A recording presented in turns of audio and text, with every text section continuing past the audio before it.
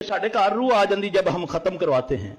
अगर कुरान हदीस का इल्म हो तो ये उसके लिए बहुत फायदेमंद होगा। नबी सल्लल्लाहु अलैहि वसल्लम फरमाया जब आदमी मर जाता है उनकी रूहें बरज़ख में बंद कर दी जाती हैं। उसमें दो मकाम है, इल्लीन व सिज्जीन का, फिर कोई रूह बाहर नहीं आती। तो फिर सल्फी साहब ये क्या है, हम जब भी खत्म कराते हैं घर में उस कोने में हम खाना रख देते हैं। अपनी नानी हमारी को पसंद था सोडे का, वो खाने के बाद ना डकार मारती थी सोडा पीकर, हम वो भी रख देते हैं। थोड़ी देर बाद ना खाना होता है ना बोतल होती है, सब खाली होता है। तो ये तो नानी के देखते हैं कि नानी जी बैठे खा रहे हैं। ये रूहें नहीं है, ये जिन है, हमजात जिन।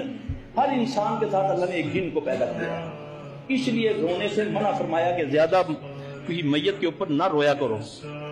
जब हम रोते हैं ना ज्यादा, फिर वो जो कब्रों पर हमजात रहता है ना, जो हमारा अजीज फोत हुआ उसका, वो घर में आ जाता है। फिर वो घर वाले कहते हैं मैं अपने पुत्र नूं अपने कोल गोद ही सवानी रोज आ जाता है मेरा चुन्नू मुन्नू मेरे कोल है जी।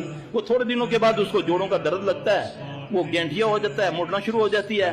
मुर्दे का ख्वाब में या इस तरह घर में आना हमजाद का, ये बीमारियां हैं, चाहे वो अपने अजीज का हमजाद क्यों ना।